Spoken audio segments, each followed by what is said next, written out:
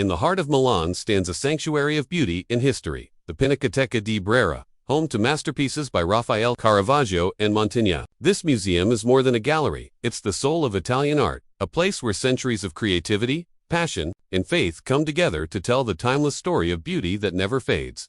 Morning awakens over the city of Milan.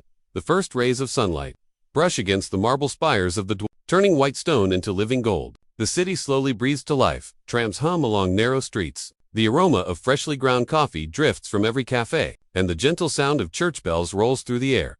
Shadows stretch across centuries-old buildings, where tradition and modernity intertwined like melody and rhythm. Shopkeepers raise their shutters, students hurry across cobblestones, and the heart of Milan begins to beat faster with each passing minute. Above this awakening city, the sky glows soft and pale, a painter's canvas waiting for the colors of the day. Amid this beauty and movement stands something timeless, a sanctuary of silence and imagination. The Pinacoteca di Brera. Its walls have witnessed revolutions, renaissances, and rebirths. Behind its grand arches lie treasures that shape the soul of Italy. Here, history breathes through art, and every painting holds a fragment of the human spirit. In this haven of culture, time slows down. The noise of the city fades, replaced by whispers of creativity and devotion. The Pinacoteca di Brera is not just a museum, it is Milan's heart, beating softly beneath centuries of genius. This is where our story begins, in the morning light of Milan, where art, city, and history unite to tell one eternal story, the story of beauty that never fades. Long before it became one of the world's great art museums, the Pinacoteca di Brera was a place of silence, study, and devotion. In the heart of Milan, on what was once the edge of the medieval city, stood a vast complex, built by the Jesuit order in the 16th century, the Palazzo Brera. Its name comes from an ancient Lombard word, breda, meaning a grassy field or open land. Back then, this area was quiet and green, far removed from the noise of the bustling city center. The Jesuits envisioned Brera as a place for education and enlightenment. They constructed classrooms, courtyards, and a grand church, dedicated to the Virgin Mary. Within its walls, young scholars studied philosophy, science, and theology. Astronomers observed the heavens from its towers, and botanists tended to the university's gardens, cultivating plants from across the known world. Brera became a beacon of knowledge in Renaissance. Milan, a bridge between faith and reason, a place where art and science coexisted in harmony. But time has its own designs. When the Jesuit order was suppressed in 1773, their buildings and collections passed into the hands of the state. Suddenly, Brera stood empty, its classrooms silent, its libraries dust-covered, its purpose uncertain. It was then that Empress Maria Theresa of Austria, who ruled Milan as part of the Habsburg Empire, saw in Brera a new destiny. She recognized that these great halls could become a home for Italy's growing spirit of culture and creativity. She transformed Brera into a hub of learning, founding an Academy of Fine Arts, a scientific institute, an observatory, and even a botanical garden. Within these stone walls, painters and sculptors began to train, canvases filled with color once again, echoing the same passion that had filled them centuries earlier. The Brera was reborn, not as a monastery of faith, but as a sanctuary of art. The palazzo itself evolved to architect Giuseppe Piermarini, one of the great visionaries of the neoclassical era, reshaped its courtyards and galleries with perfect symmetry and light. Marble columns rose in quiet grace, and the building took on the serene dignity that defines it today. By the end of the 18th century, Brera had become the beating heart of Milan's intellectual life, a gathering place for artists, scientists, and thinkers. Every brushstroke, every lecture, every idea that took root here helped lay the foundation for what would become one of Italy's most revered cultural institutions. The origins of the Pinacoteca di Brera are not only about bricks and paintings, they are about transformation, about how a place built for faith became a monument to human creativity, a reminder that knowledge, beauty, and imagination can rise again and again, no matter how many times the world changes around them. And in this transformation, the spirit of Milan itself, innovative, bold, and deeply human, was captured forever within Brera's walls. The year is 1796. Europe trembles beneath the footsteps of revolution, and across the Alps, a young general named Napoleon Bonaparte marches into Italy, brilliant, ruthless, and unstoppable. His armies sweep through Lombardy like a storm, and with them come not only soldiers, but scholars, scientists, and artists. To Napoleon, art was not a luxury, it was power. It was the language of civilization, a way to shape minds, command loyalty, and define empire.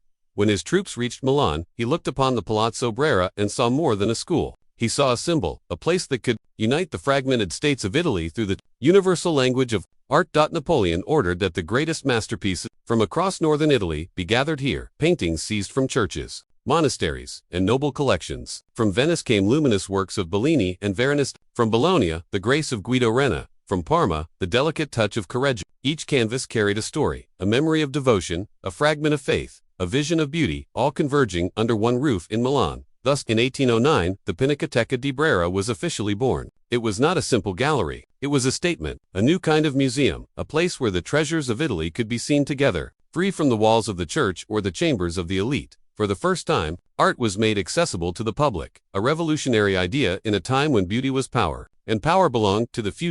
In the Brera's quiet halls, the masterpieces of the Italian Renaissance were reunited like chapters of a great national story. Giotto, Raphael, Caravaggio, their works stood side by side, each one a spark of genius in the grand flame of Italy's soul. The museum became a temple of identity, a place where Italians could see the greatness of their past and dream of the nation that did not yet exist. Napoleon's reign would eventually fall, but his vision for Brera would endure. When the empire crumbled, the art remained. What began as an act of conquest became, in time, an act of preservation. The Pinacoteca di Brera had been born of revolution, and like Milan itself, it learned to transform change into creation. Its walls, once monastic, now carried the pulse of a new world, a world where art was no longer the possession of the powerful, but the inheritance of all. And so, in the echo of Napoleon's footsteps, Brera stood transformed, a living monument to the idea that even in the chaos of history, beauty endures. Step closer to the heart of Milan, and the Palazzo Brera reveals itself a vast, noble structure rising with quiet authority above the narrow streets of the old city. Its facade, built of pale stone and clean geometry, speaks with the calm precision of the neoclassical era. No excess, no arrogance, only balance, proportion, and grace. Every arch, every column, every shadow seems to breathe the ideals of harmony that shaped the Enlightenment.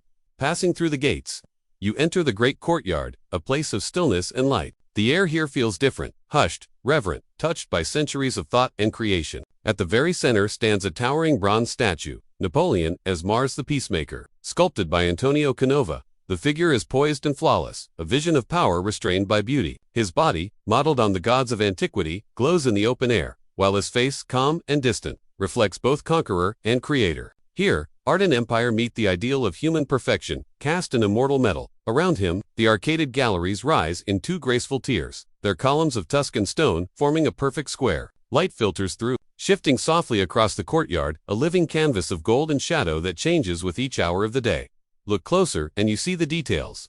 The delicate capitals carved in quiet rhythm, the stone stairs polished smooth by the steps of generations, and the vast wooden doors that lead into the museum's inner sanctum. Inside, the architecture transforms again. The corridors stretch long and luminous, their high ceilings drawing the eye upward as if toward heaven. The walls, painted in soft hues of gray and cream, serve as a silent frame for the bursts of color and emotion that hang upon them.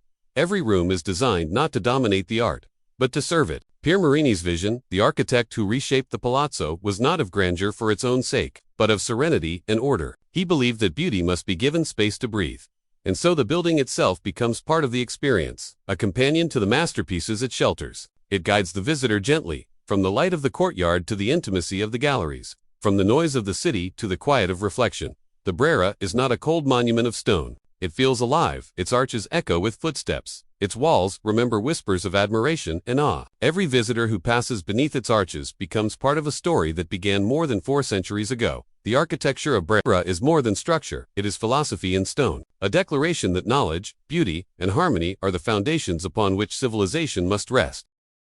And as you move through its halls, you sense that this building, once a monastery, later a school, and now a sanctuary of art, was destined to hold the soul of Milan within its walls. The Palazzo Brera stands as a masterpiece in its own right, a timeless frame for the treasures it guards, and a reminder that architecture, like art, is a language through which humanity seeks eternity. The echo of footsteps fades as you enter the first great gallery. The air feels sacred, softly lit, filled with silence that seems to listen. Before you, the brilliance of the Italian Renaissance unfolds. Each painting, a universe.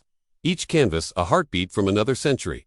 The light from tall windows falls gently across marble floors, illuminating faces that have gazed through time for more than 500 years. Every color here feels alive. The deep blues of sacred robes, the soft gold of halos, the warm, human skin of saints, and angels brought to life by hands that understood eternity. At the center of the room lies one of the most haunting treasures, Andrea Mantegna's Lamentation over the dead Christ. The painting is small, yet it commands the entire space. Christ lies upon a marble slab, his body rendered in radical perspective, feet toward the viewer, face turned in serene stillness. Mantegna's vision was revolutionary. He dared to show the divine as human, the sacred as fragile. You can almost feel the cold stone beneath the body, the sorrow in the quiet faces that lean over him. It is not just a painting. It is grief immortalized. Turn a corner, and the light seems to shift. Soft, harmonious, balanced. Before you glows Raphael's Marriage of the Virgin, painted when he was barely 21. It is a vision of perfection, symmetry, grace, and serenity captured in color.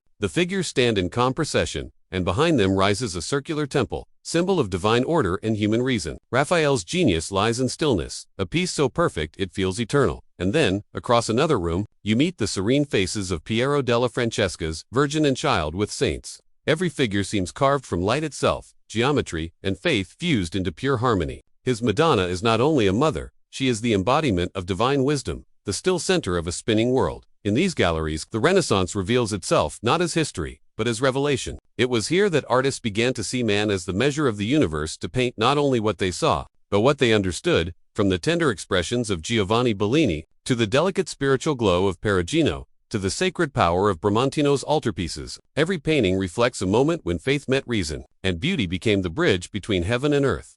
Walking through these halls, you are not just looking at art, you are walking through the rebirth of the human spirit. Each masterpiece is a testament to the belief that truth and beauty are reflections of the same divine order. And as the light changes through the gallery's tall windows, the colors shift, the shadows move, and the paintings seem to breathe again, alive, timeless, eternal. Here, in the Pinacoteca di Brera, the Renaissance is not a chapter in a book. It is a living presence, a golden whisper that still moves through the air, reminding us that beauty was, and always will be, the language of the soul. As you move deeper into the museum, the harmony and calm of the Renaissance begin to dissolve. The air feels heavier now, charged, emotional, alive. The gentle light gives way to darkness pierced by fire. You have entered the age of the Baroque, an era where art no longer whispered of faith, but cried out its passion in light and shadow. In this world, nothing is still. Figures twist and turn. Hands reach toward heaven. Tears, hope, and revelation collide upon the canvas. The sacred becomes human, and the human becomes divine. At the heart of this transformation stands one name, Michelangelo Merisi de Caravaggio. Here, in Brera, his spirit still burns. His painting, Supper at Emmaus, captures the instant when the resurrected Christ reveals himself to his disciples. Light slices through the darkness, not the soft, divine glow of the Renaissance, but a harsh, earthly illumination. As if the truth itself has burst into the room, the disciples' faces twist in shock and awe. Their hands reach out, frozen between belief and disbelief. The table before them gleams with ordinary detail: bread, wine, fruit, the wrinkled cloth, a sacred moment framed within the world of the real. Caravaggio does not paint holiness as distant. He brings it into the room, to the same table where we might sit. Around the gallery, the legacy of his vision unfolds. Painters like Guido Reni, Guicino, and Carlo Dolci continue his dialogue of emotion and light. Their works glow with theatrical energy, angels descending from shadow, saints illuminated by the blaze of faith. The brushstrokes become bolder, the emotions deeper, the compositions alive with movement and sound. Every painting from this era feels like a heartbeat, a single, desperate attempt to capture divine presence before it disappears again into darkness. You sense the pulse of the Counter-Reformation here, the church reclaiming art as a weapon of awe and persuasion. No longer content with balance and geometry, the artists of the Baroque sought to move the viewer, to stir tears, to ignite faith, to awaken the soul. The galleries of Brera during this period feel like a stage. You are no longer a distant observer. You are part of the story, drawn into the storm of emotion that fills each frame.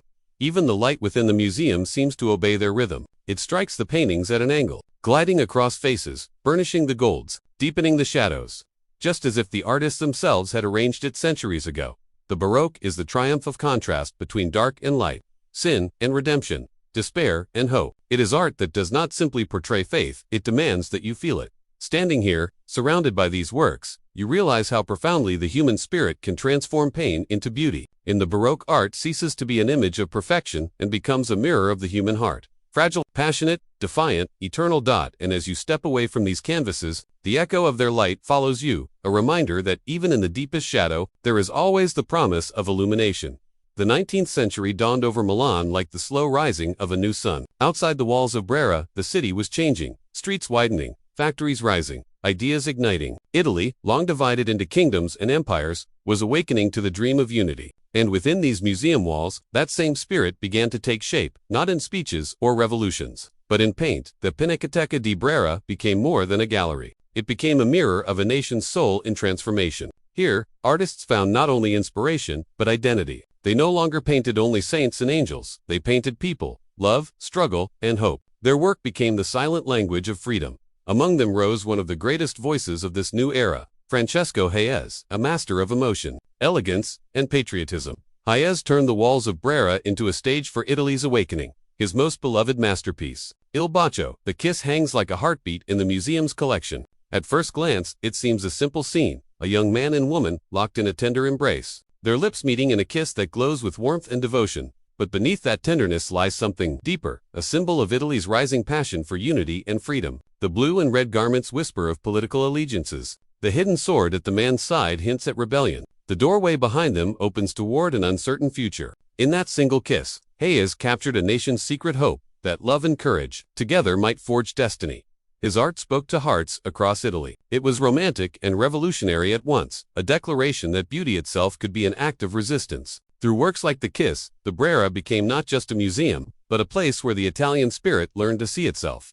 Around Hayez, other artists added their voices. Painters like Giovanni Segantini, Silvestro Aliga, and Domenico Induno turned their eyes toward the world of ordinary people, farmers, mothers, workers, and dreamers. The sacred was no longer distant. It was found in the quiet dignity of daily life. Their colors grew earthier, their brushstrokes more expressive, their emotions raw and honest. Through them, the story of Italy's people entered the gallery walls, a story not of power or conquest, but of humanity and hope. Outside, Milan became the beating heart of the great movement for Italian independence. Inside Brera, the same ideals took shape on canvas, painted visions of sacrifice, unity, and the dream of a nation reborn.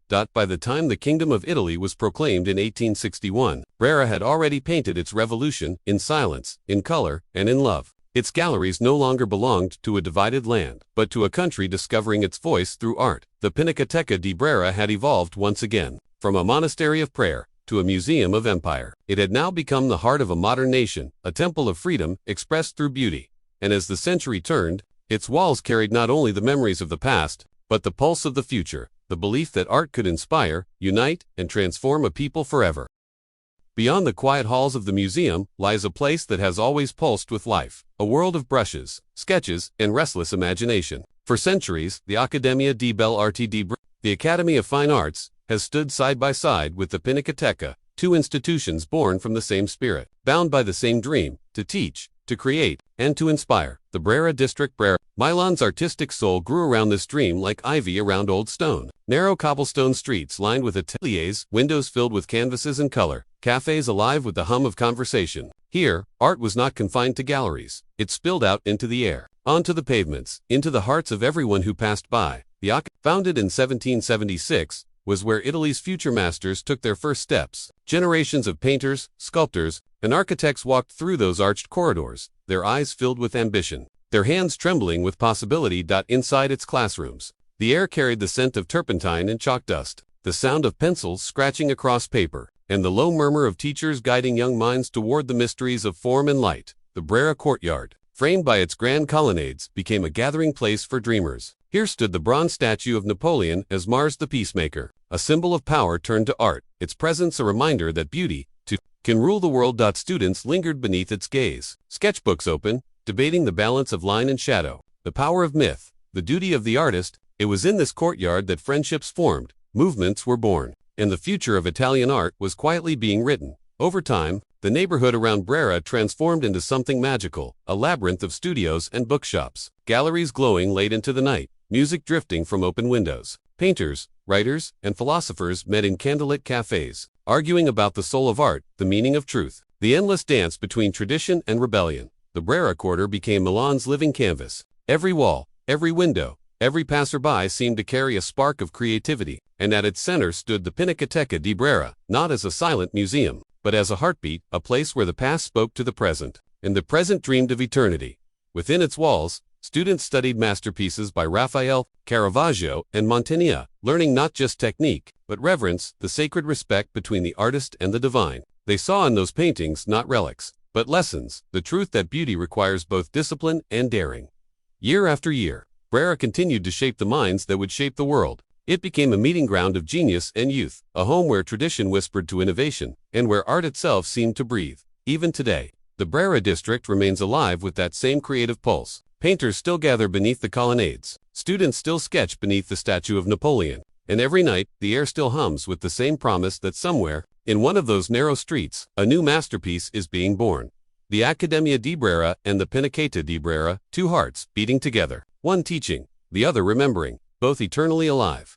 The 20th century arrived with thunder. Across Europe, old empires trembled, new ideologies rose, and the steady rhythm of life gave way to the drumbeats of war. Even in the serene courtyards of Brera, the echo of the world's chaos could not be kept out. Milan, proud, modern, industrious, became a target in the storms of the Second World War. Sirens screamed across the city, flames tore through its streets, and the heart of Italian culture, its art, its memory, its soul, stood on the edge of ruin. Within the Pinacoteca di Brera, curators and artists worked in silence and fear. They knew what was coming. By candlelight, they packed the masterpieces: Raphael's Marriage of the Virgin, Caravaggio's Supper at Emmaus, Mantegna's Lamentation over the Dead Christ. Each canvas was wrapped carefully, like a child being carried to safety. Night after night, the treasures of Brera were hidden, moved in secret convoys through the darkened countryside, to mountain villages and secluded monasteries. It was a race against time, a battle fought not with weapons, but with devotion. Then, the bombs fell. The great halls of Brera shook under the weight of destruction. Windows shattered, walls cracked, and for a moment, it seemed that centuries of history would vanish into dust. But even in ruin,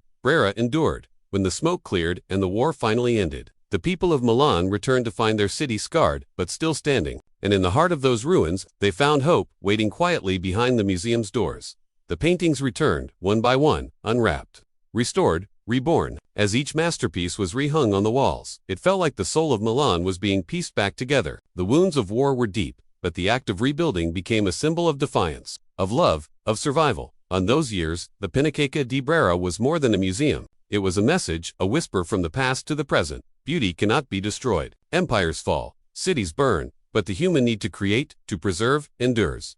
Restoration teams worked tirelessly, every brushstroke cleaned, every frame repaired, every crack mended with patience and faith. And slowly, the Brera rose again, its halls once more filled with light, its silence once again sacred. Visitors returned to see not only the paintings, but the spirit that had protected them. They walked through galleries, still echoing with the memory of war, and felt something powerful, the triumph of creation over destruction, of beauty over despair.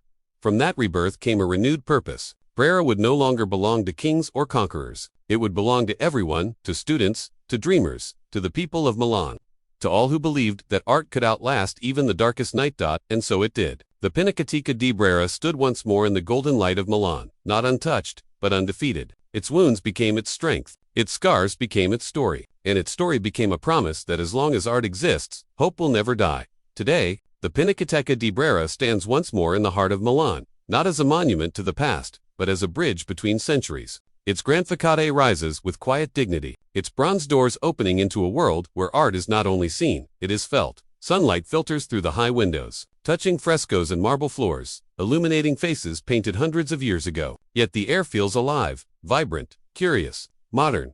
Visitors wander through the galleries, each step a journey through time. They pause before Mantegna's Lamentation and fall silent before the raw humanity of Christ's still form. They stand in awe of Raphael's Marriage of the Virgin, a masterpiece that seems to breathe harmony and grace. They lean close to Caravaggio's Supper at Emmaus and feel the electricity of revelation. Every canvas, every sculpture, is more than an artifact, it is a living conversation between generations. The artist's hand may be gone, but the emotion remains eternal. In the heart of the museum, the Brera modernization project has transformed old halls into spaces of light and interaction. Walls once silent now speak through digital displays and immersive storytelling. New lighting, new layouts, new voices, all created to bring the visitor closer to the heart of art. Yet, for all its innovation, Brera has never lost its soul. Its rooms still hum with the reverence of centuries. Its silence still invites reflection. Here, tradition and technology walk hand in hand, old masters beside new ideas, paintings beside projections, brushstrokes beside pixels. Outside, the Brera district continues to thrive as Milan's artistic quarter. Designers, painters, and musicians fill the narrow streets, their creativity echoing the same energy that has flowed through these stones for over 200 years. In the evenings, the scent of espresso mixes with the sound of violinists playing in the open air. The museum lights glow softly, like a guardian watching over the dreams of the city. Today, the Pinacoteca di Brera is more than a museum. It is an experience, a dialogue between the past and the present, between the artist and the observer, between Milan and the world. It stands as a reminder that art is not only history, it is humanity. It teaches us to look, to feel, to remember, and to imagine. And as visitors from every corner of the world walk its corridors, they carry a piece of its spirit with them, the belief that beauty is not fragile, that creativity never dies, and that in the heart of Milan, the light of art will always shine. The Pinacoteca di Brera, where the past whispers, the present listens, and the future begins to dream.